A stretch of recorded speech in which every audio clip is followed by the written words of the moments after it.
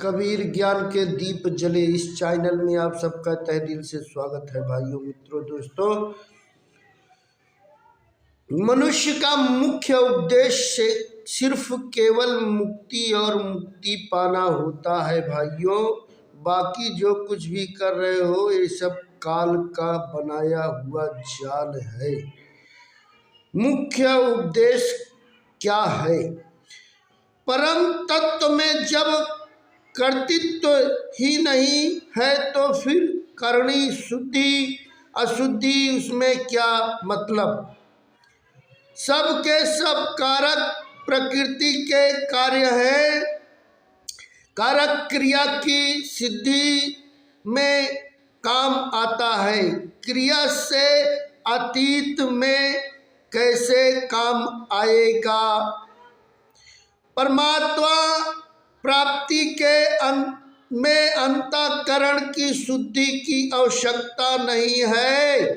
ऐसा सुनकर जो निषिद्ध कार्य करता है अर्थात इस बात का दुरुपयोग करता है, उसे कल्याण करना ही नहीं है, वह तो भोग भोगना चाहता है। बुद्धि कर्मानुसारणी है, विवेक नहीं। विवेक अनादि है और बुद्धि में आता है, फिर वचनों में और विचारों में आता है, फिर व्यवहार में आता है। संसार का संयोग पंथ समागम है, उसमें ममता करने से दुख ही पाना पड़ेगा। संसार में कई मरते हैं पर उनके मरने से हमें दुख नहीं होता। हमें उनके मरने से दुख होता है जिनको हम मेरा मानते हैं, अपना मानते हैं। दुख मेरापन से होता है, मेरापन माना हुआ है, वास्तव में है नहीं। मिलना अनित्य है, बिछुड़ना नित्य है। जैसे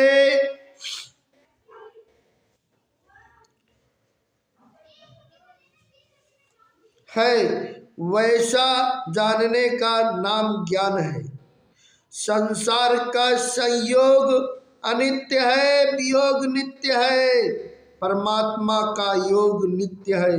वास्तव में संसार का संयोग होता ही नहीं, संसार का वियोग ही मुख्य है। ऐसा जानने से दुख नहीं होगा। सूर्यास्त होने से लोग रोते हैं क्या? हर कार्य में संदेह है पर मरने में संदेह नहीं है। जिससे होने में संदेह नहीं है वह अवश्य भावी है, उसमें चिंता क्यों करें?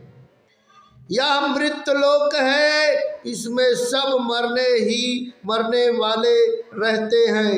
आने वाला जाने वाला ही होता है, यह नियम है।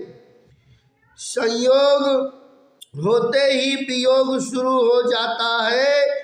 जिस क्षण धनवान हुआ उसी क्षण निर्धन होना शुरू हो गया। शरीर में 3.5 करोड़ रोम हैं, 9 छिद्र हैं, उनमें पवन प्राण टिका हुआ है। इसमें आश्चर्य है, वह निकल जाए तो क्या आश्चर्य है।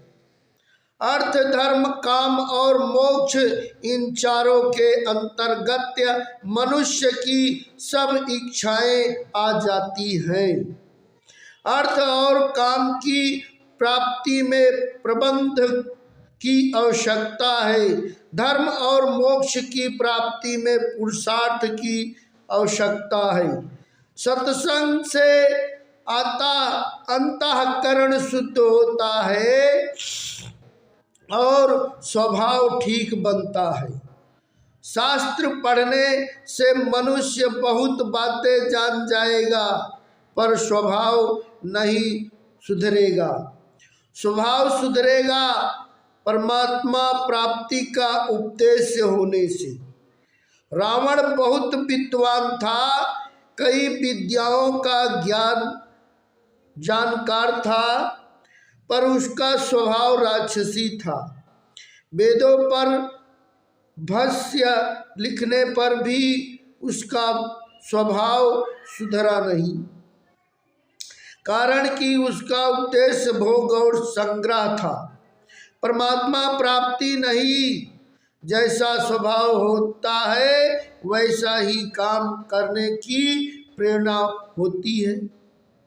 सत्संग, स्वच्छ शास्त्र और सदाचार से बहुत लाभ होता है।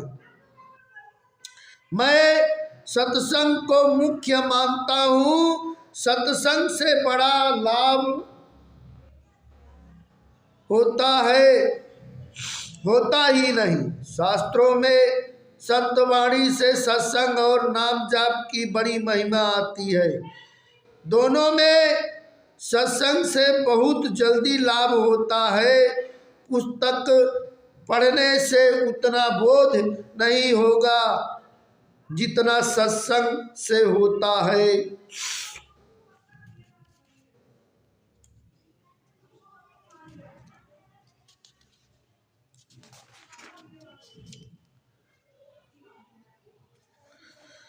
साधन में अपनी स्थिति में संतोष करना बड़ा घातक है।